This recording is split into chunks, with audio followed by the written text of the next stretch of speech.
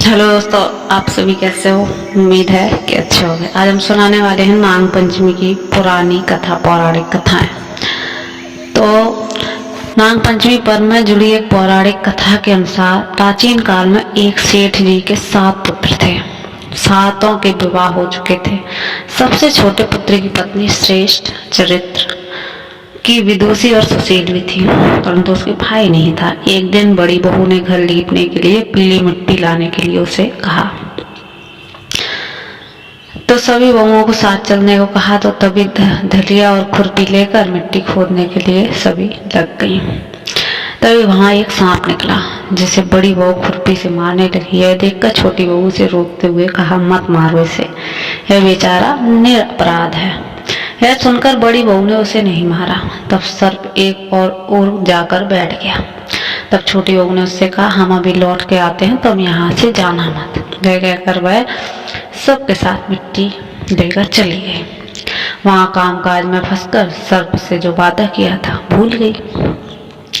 उसे दूसरे दिन वह बात याद आई कि सबको साथ लेकर पहुंची तो सर्प को उस स्थान पर बैठा देखकर बोले, सर्प भैया नमस्कार।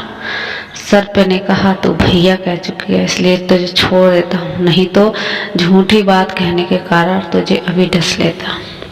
मैं बोली, भैया मुझसे भूल हो गई, उसकी क्षमा मांगती हूँ। तब सर्प ने कहा, अच्छा तू आज से मेरी बहन है और मैं तेरा भाई, तुझे जो मांगना है मांग ले। जय बोली, भैया मेरा कोई नहीं है, अच्छा हुआ तू मेरा भाई बन गया।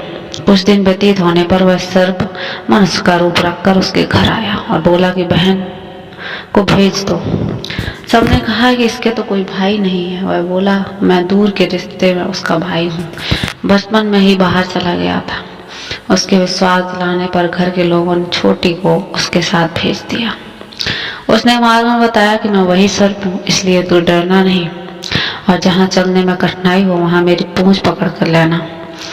उसे कहे के अनुसार ही किया और इस प्रकार वह उसके घर पहुंच गई। वहां के धन ऐश्वर्य को देखकर वह चकित हो गई। एक दिन सर्प की माता ने उससे कहा, मैं बाहर जाकर रहती हूँ, तो अपने भाई को ठंडा दूध पिला देना। उसे यह बात ध्यान न रही और उसने गर्म दूध पिला दिया, जिसमें उसका मुख पूरी तरह जल गया। यह देखकर सर्प की माता बहुत क्रोधित हुई, परंतु सर्प के समझाने पर चुप हो गई। तब सर्प ने कहा कि बहन को अब उसके घर भेज देना चाहिए। तब सर्प उसके पिता ने उसे बहुत सा सोना दिया, जवाहरात दिए, वस्त्र आभूषण देकर उसके घर पहुंचा दिया।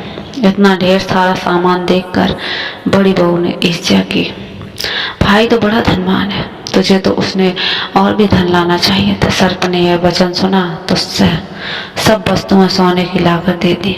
यह देखकर बड़ी बहू ने कहा, उन्हें झाड़ने की झाड़ू भी सोने की होनी चाहिए। तब सर्प ने झाड़ू भी सोने के लाकर दी। सर्प ने छोटी बहू को हीरा मणियों का एक अद्भुत हार दिया। उसकी प्रशंसा उस देश की रानी ने भी सुनी और वह राजा से बोली कि सेठ की छोटी बहू का हार यहाँ आना चाहिए।